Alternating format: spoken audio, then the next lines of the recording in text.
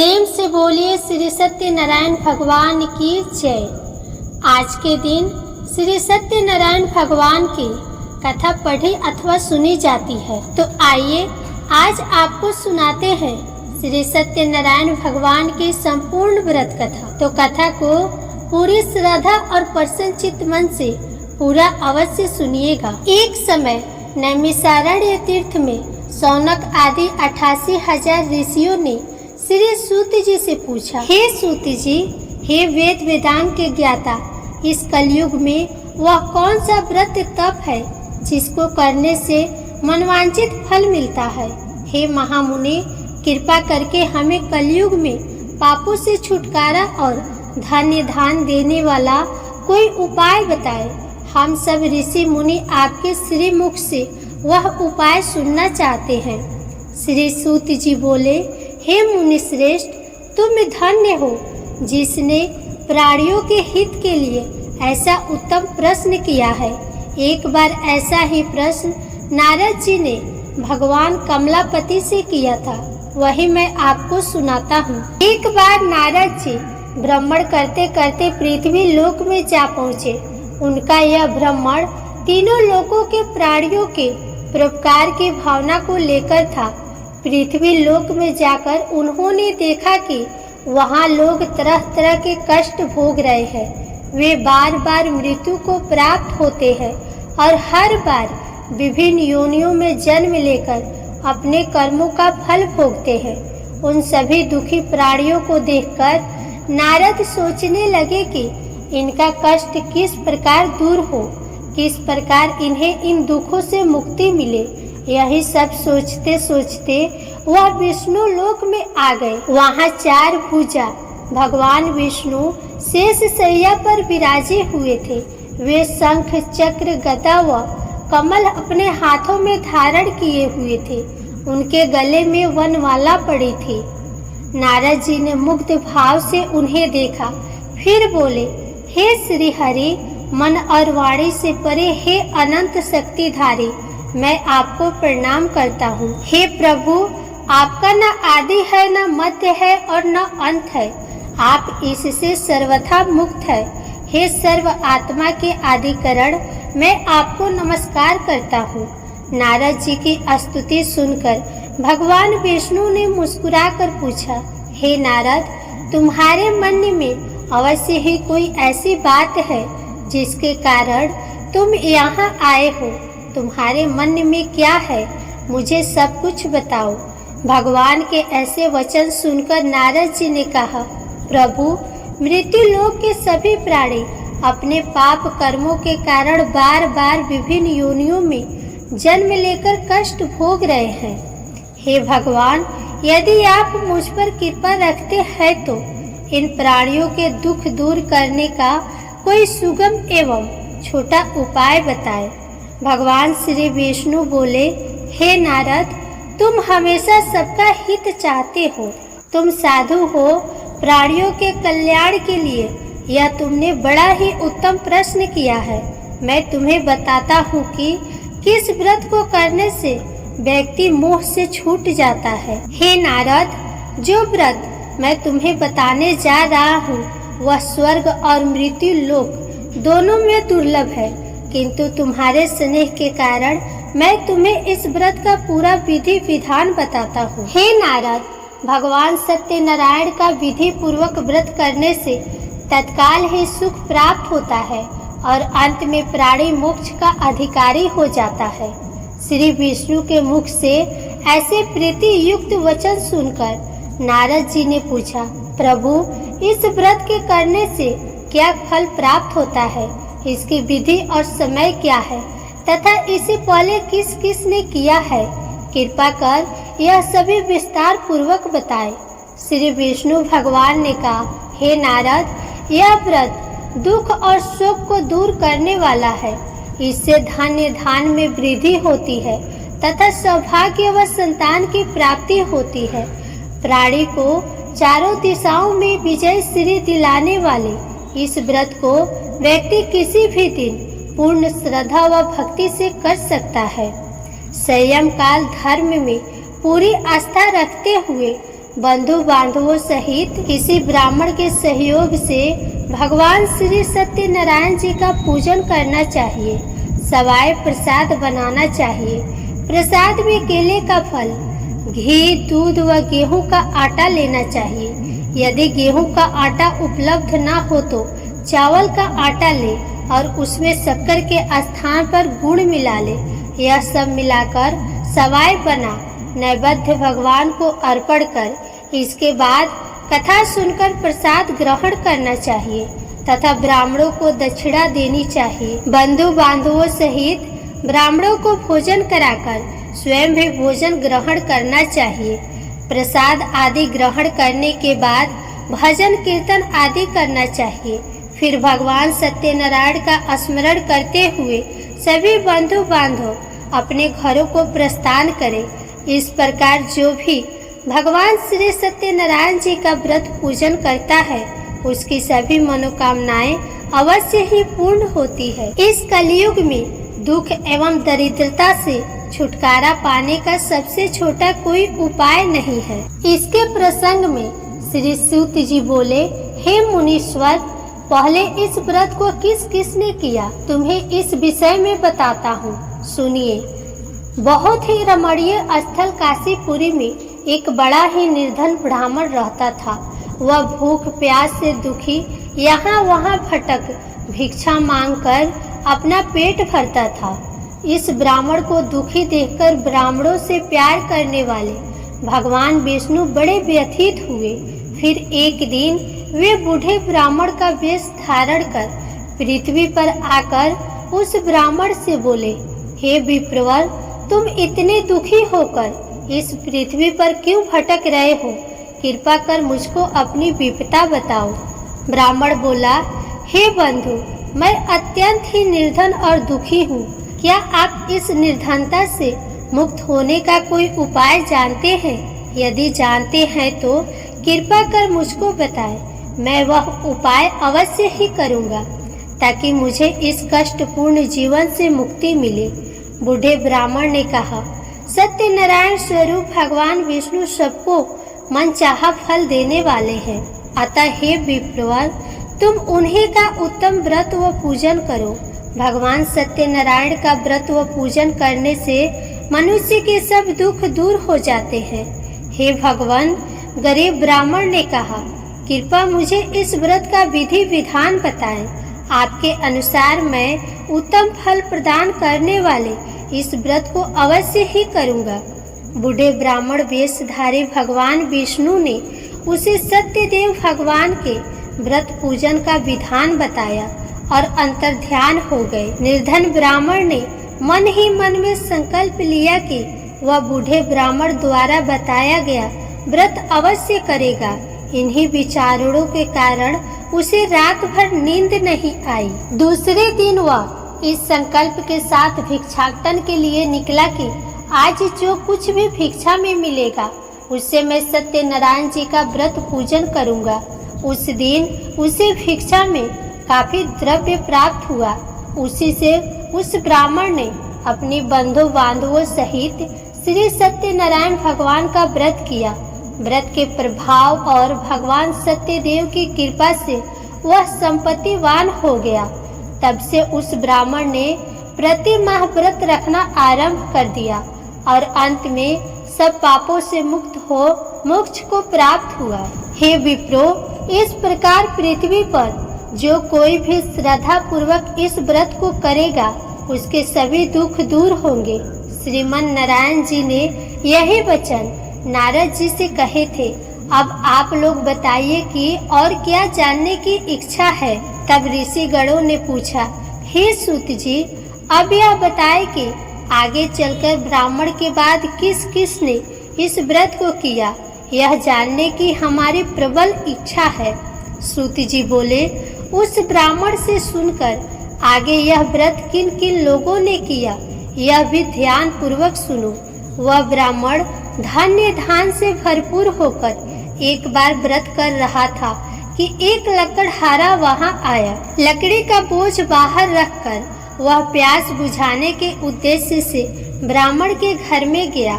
वहां उसने ब्राह्मण को देखा जो अपने बंधु बांधवों सहित भगवान श्री सत्यनारायण का व्रत और पूजन कर रहा था।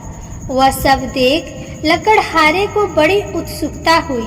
उसने ब्राह्मण को प्रणाम करके पूछा, हे प्रभु, हे ब्राह्मण देव, आप यह किसका पूजन कर रहे हैं और इस पूजन का क्या फल मिलता है? कृपा कर विस्तार पूर्वक मुझे बताएं।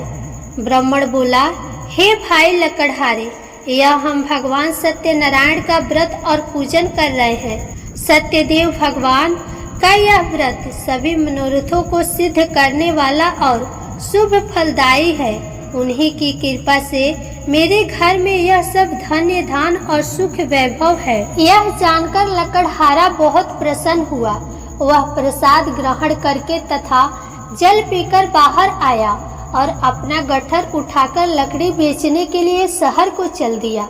रास्ते में चलते चलते उसने सोचा कि आज यह लकड़ियों को बेचकर जो भी धन प्राप्त होगा उससे मैं भी भगवान सत्यनारायण का व्रत और पूजन करूंगा। यह संकल्प कर वह उसी बस्ती की ओर चल दिया जहां नगर के अमीर लोग रहते थे। भगवान सत्यनारायण की ऐसी कृपा हुई कि उस दिन उसे लकड़ियों के दुगुने दाम प्राप्त हुए। लकड़हारे ने प्रसन्न होकर पके केले, शक्कर, घी, दूध और गेहूं का आटा सवाया बनवाकर खरीद लिया और अपने घर की ओर चल पड़ा। लकड़हारे ने अपने भाई बंधुओं सहित विधि पूर्वक भगवान का पूजन व्रत किया। व्रत के प्रभाव से वह पुत्रवान और धनवान बन गया। फिर इस लोक में चिरकाल तक सुख भोग कर अंत में भगवान सत्यनारायण की कृपा से उनके लोक में चला गया। सूत जी बोले, हे मुनियों, अब मैं इससे आगे की कथा सुनाता हूँ, ध्यान पूर्वक सुनो। पूर्व काल में उल्का मुख नाम का एक बुद्धिमान राजा था। वह बड़ा ही जितेंद्र एवं सत्यवादी था। वह नित्य प्रति मंदिरों आदि में जाकर ब्राह्मणों को दान दक्षिणा देकर प्रसन्न रखता था।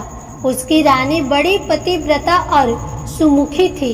एक बार वे राजा रानी भद्रशिला नदी के तट पर भगवान सत्यनारायण का व्रत कर रहे थे। उसी समय साधु नामक एक वैश्य धन्य धान से भरी अपनी नौका लेकर वहां पहुंचा। साधु वैश्य ने नाव को किनारे पर लगाकर व्रत पूजन में व्यस्त राजा रानी को देखा। फिर उनके निकट जाकर विनय पूर्वक राजा से बोला, हे राजन, आप इतने भक्ति से यह किस देवता का पूजन कर रहे हैं?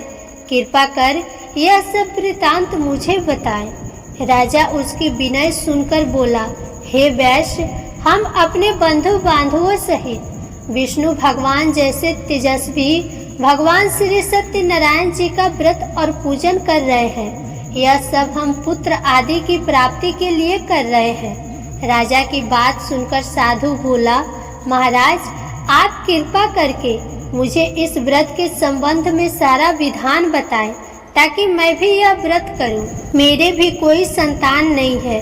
क्या इस व्रत के प्रभाव से मेरे संतान हो जाएगी? अवश्य होगी वैश्य। भगवान सत्यदेव किसी को भी निराश नहीं करते। यह कहकर राजा ने उसे व्रत से संबंधित पूरा विधि विधान बता दिया। सब कुछ जान लेने के बाद वैश्य खुशी खुशी अपने घर चल दिया। घर पहुंचकर उसने अपनी पत्नी लीलावती को सब कुछ बताया। फिर बोला, यदि हमारे घर संतान हुई तो हम भी सत्यनारायण भगवान का व्रत करेंगे। उसकी पत्नी यह सुनकर बहुत प्रसन्न हुई। इस प्रकार दिन गुजरने लगे और कुछ समय बाद लीलावती गर्भवती हो गई। 10वें माह में उसने एक कन्या को जन्म दिया। यह कन्या चंद्र की कला की भांति दिनों दिन बढ़ने लगी। इस कन्या का नाम कलावती रखा गया।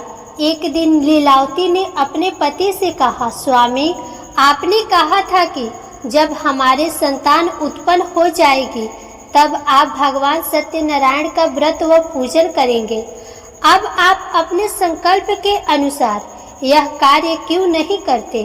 साधु बोला, प्रिय, हम कन्या के विवाह के समय यह व्रत कर लेंगे। इसके बाद वैश्य पुनः अपने काम से दूसरे नगर को चला गया।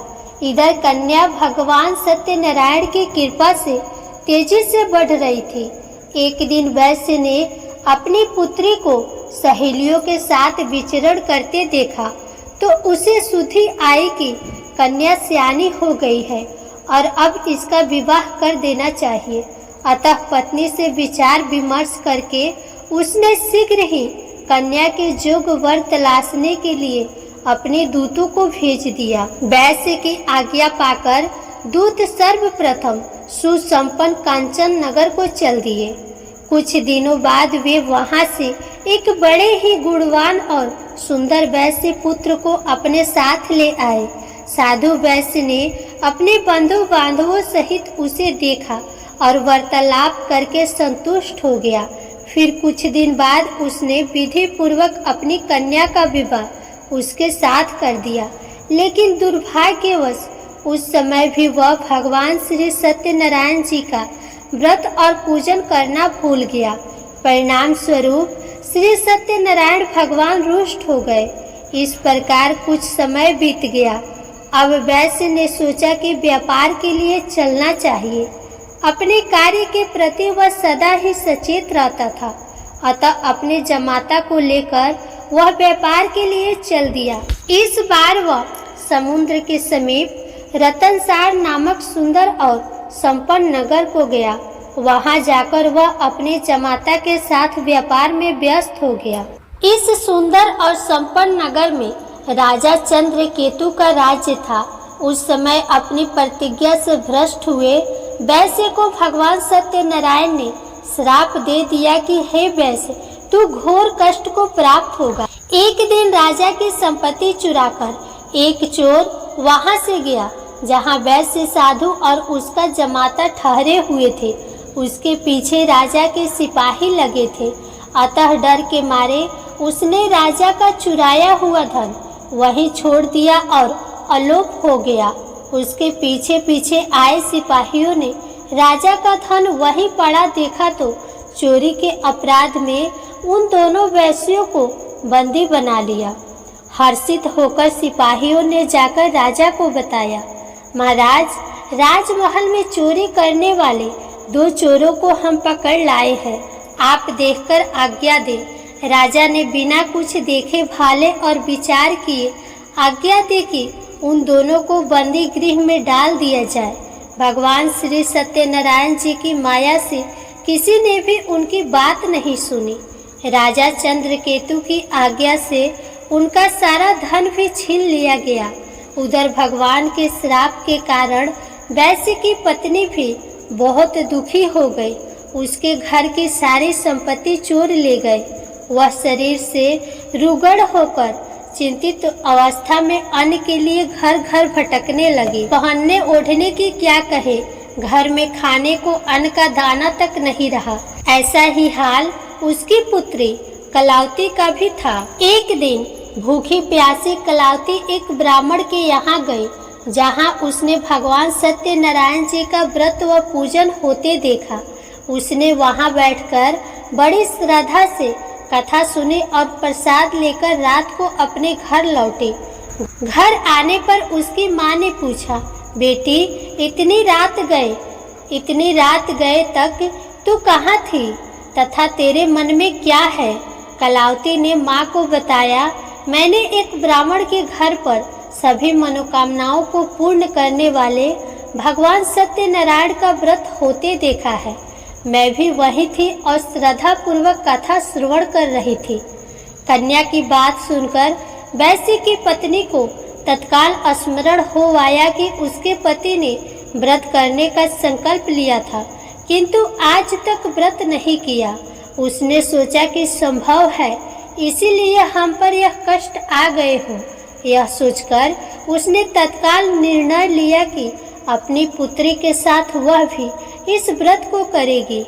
दूसरे ही दिन लीलावती ने अपने बंधु बांधवों के साथ व्रत किया और भगवान सत्यदेव से प्रार्थना की कि उसके पति व जमाता शीघ्र लौट आए और प्रभु सत्यनारायण उनके अपराध को क्षमा करे।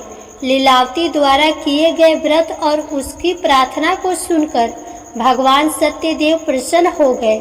उसी रात उन्होंने स्वप्न में राजा चंद्रकेतु को दर्शन देकर आज्ञा दी कि हे राजा, सवेरा होते ही उन दोनों वैश्यों को मुक्त कर दे तथा उनका छीना हुआ धन भी लौटा दे।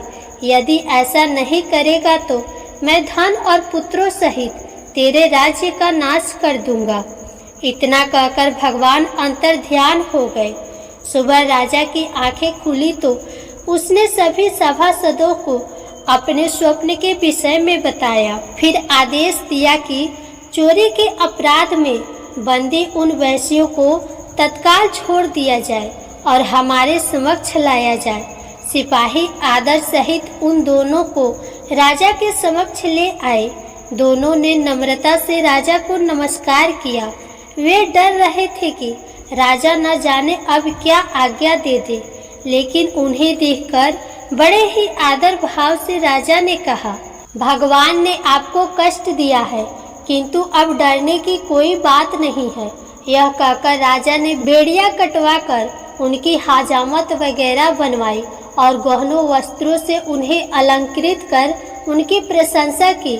उनका जो धन छीना था उससे दुगुना उन्हें देकर विदा किया। दोनों ने राजा को प्रणाम किया तथा धन लेकर खुशी खुशी अपने घर को चल दिए। सूत जी बोले, इस प्रकार साधु नामक वैश्य मंगल स्मरण करके और ब्राह्मणों को दक्षिणा आदि देकर अपने घर चल दिया। अभी वह कुछ ही दूर चला था कि भगवान सत्यनारायण ने साधु वैश्य को मनोवृत्ति जानने के उद्देश्य से दंडी का वेश धारण कर उससे पूछा, हे वैश्य, तेरी नाव में क्या है? धन के मद में चूर वैश्य ने कहा, हे दंडी स्वामी, क्या तुम्हें मुद्रा चाहिए? मेरी नाव में तो बेल पत्र भरे हैं। वैश्य के ऐसे निष्ठुर वचन सुनकर दंडी वेशधारी भगवान सत्यनारायण ने कहा, हे वैश्य, तुम्हारा कहना सत्य हो। इतना कह दंडी वैश्य के पास से हटकर कुछ दूर समुद्र के किनारे जा बैठ गए। दंडी के जाने के बाद साधु ने महसूस किया कि नाव काफी हल्की हो गई है और कुछ फूली हुई लग रही है। वह बहुत चकित हुआ और कपड़ा हटाकर देखा। धन के स्थान पर बेलपत्र देखकर उसे मूर्छा आ गई। उसके जमाता ने उसे संभाला और जल आदि छिड़क कर होश में लाया। होश में आने पर वह अपने धन के लिए विलाप करने लगा। तब उसके दामाद ने कहा, इस प्रकार शोक क्यों करते हैं? यह उस दंडी स्वामी का श्राप है। वह दंडी सर्वसमर्थ है, इसमें संशय नहीं। उनकी शरण में चलिए, वहां जाने पर ही मनवांचित फल मिलेगा। दामाद का कहना मानकर वैश्य दंडी स्वामी की शरण में गया और प्रणाम कर आदर पूर्वक बोला, हे प्रभु, मैंने जो कुछ भी आपसे कहा था उसके लिए मुझे क्षमा कर दे। ऐसा कहते समय वह महाशोक में व्याकुल हो उठा। वैश्य को रोते देखकर दंडी स्वामी ने कहा, रो मत। सुनो साधु, तुम मेरी पूजा से विमुख हुए हो। हे कुबुद्धि, इसलिए मेरी आज्ञा से ही तू बार बार दुख भोग रहा है। अब वैश्य को सारी बात समझ में आ गई। वह विनती करते हुए बोला, हे प्रभु, आपकी माया को तो ब्रह्मा आदि भी नहीं समझ सके, फिर मैं भला आपकी लीला को कैसे समझ सकता हूँ? ब्रह्मा आदि भी आपके अद्भुत रूप व गुणों को नहीं जानते। मैं माया से भ्रमित मूढ़ बुद्धि आपको कैसे पहचान सकता हूँ? मैं अपनी सामर्थ्य अनुसार आपकी पूजा करूँगा। कृपा प्रसन्न हो। हे प्रभु, मेरा धन जैसा पहले था वैसा ही कर दे। मैं आपकी शरण में हूँ, मेरी रक्षा करे। वैश्य के ऐसे भक्ति युक्त वचनों को सुनकर भगवान सत्यनारायण प्रसन्न हुए और वैश्य को मन चाहा वर देकर अंतर्ध्यान हो गए। तब वैश्य अपनी नाव पर आया तो उसने उसे धन से भरा पाया। वह बोला, भगवान सत्यदेव की कृपा से मेरी मनोकामना पूर्ण हुई है। फिर उसने अपने जमाता और साथियों सहित भगवान सत्यनारायण की पूजा की। भगवान सत्यदेव की कृपा पाकर साधु बहुत प्रसन्न हुआ। फिर नाव द्वारा अपने देश को चल दिया। अपने नगर के तट पर पहुंचकर उसने एक दूत को अपने घर भेजा। दूत ने साधु वैश्य के घर जाकर बताया कि आपके पति और जमाता सकुशल लौट आए हैं। यह जानकर वैश्य की पत्नी लीलावती अति प्रसन्न हुई। उस समय वह अपनी पुत्री के साथ भगवान सत्यनारायण की कथा व पूजन कर रही थी। कथा समाप्त कर उसने प्रसाद ग्रहण किया और अपनी पुत्री से बोली, बेटी, मैं जाकर तेरे पिता को देखती हूँ, तू प्रसाद आदि ग्रहण करके आ जाना। कहकर वह चली गई। कन्या ने काम समाप्त किया और बिना प्रसाद व चरना अमृत ग्रहण किए वह भी अपने पति से मिलने चल दी। प्रसाद ग्रहण न करके वह पति के पास पहुंची। इस प्रकार प्रसाद का अपमान करते देख भगवान सत्यदेव रुष्ट हो गए। उन्होंने उसके पति तथा धन से भरी नाव को जल में डुबो दिया। यह देखकर कन्या को बड़ा दुख हुआ और वह चक्कर खाकर भूमि पर गिर पड़ी। नाव को डूबते तथा कन्या को मूर्छित देखकर साधु को बड़ा आश्चर्य हुआ। मल्लाह भी अचरज करने लगे। लीलावती बेटी की ऐसी हालत देखकर बड़ी व्याकुल हुई और अपने पति से बोली, हे स्वामी, नाव सहित जमाता कहाँ और कैसे गायब हो गए? मुझे तो लगता है कि यह अवश्य ही किसी देवता का कोप है। आखिर भगवान सत्यनारायण की लीला को कौन समझ सका है? यह कहकर वह पुत्री के साथ विलाप करने लगी।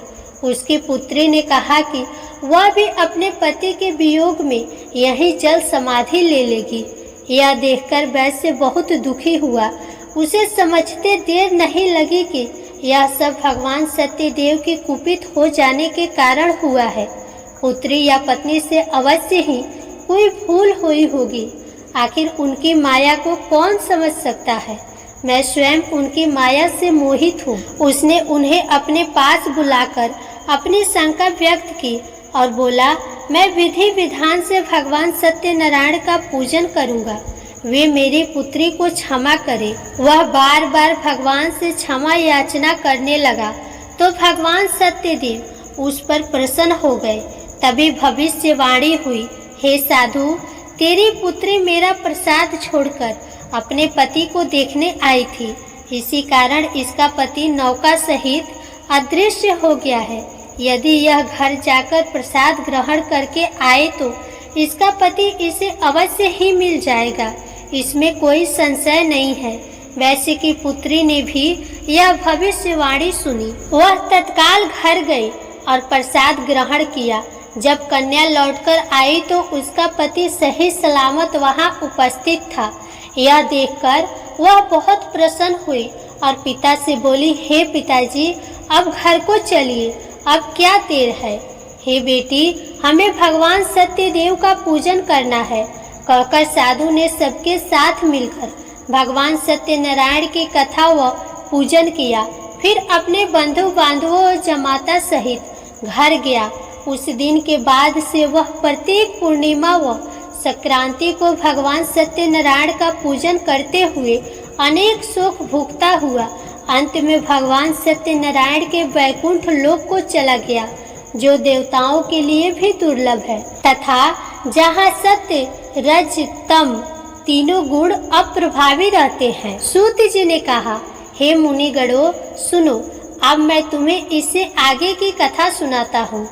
तुंगध्वज नामक एक राजा था जो अपनी प्रजा का संतान की भांति पालन करता था, किंतु भगवान सत्यनारायण का प्रसाद न लेने से उसे भी बहुत दुख उठाने पड़े थे।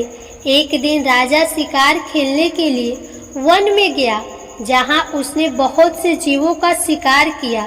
वहीं एक वट वृक्ष के नीचे उसने कुछ ग्वालों को भगवान सत्यनारायण का पूजन करते देखा, किंतु गर्व के कारण न तो वह पूजन स्थल तक गया और न ही भगवान को प्रणाम किया।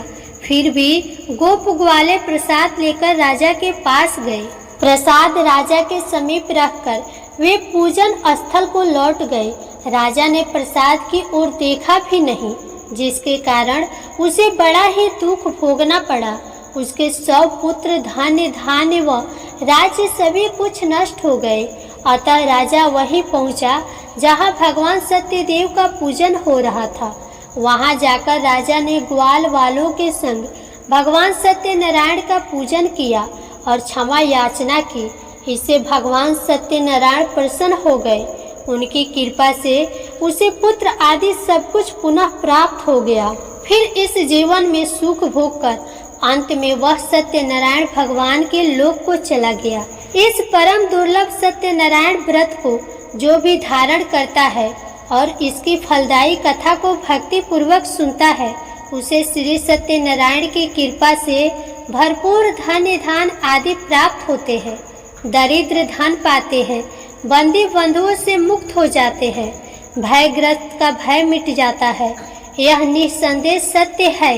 इस कथा व व्रत के प्रभाव से व्यक्ति जीवन भर सुख भोग कर अंत में सत्य लोक को पाता है। हे विप्रो, यह मैंने सत्यनारायण व्रत की कथा कही। इसके प्रभाव से व्यक्ति सब बंधनों से मुक्त हो जाता है। यह व्रत पूजन कलयुग में विशेष फलदायी है। भगवान सत्यनारायण अलग अलग समय में अलग अलग रूप धारण करके अपने भक्तों को सुख पहुंचाते हैं। कोई उन्हें काल कहता है, कोई ईश्वर, कोई सत्यदेव तो कोई सत्यनारायण। अनेक रूप धरकर वे भी मनचाहा फल देने वाले हैं। कलयुग में सत्य व्रत रूपी सनातन सत्यनारायण ही होंगे। सभी को मनचाहा फल देने के लिए भगवान विष्णु ने सत्यनारायण का रूप धर लिया है।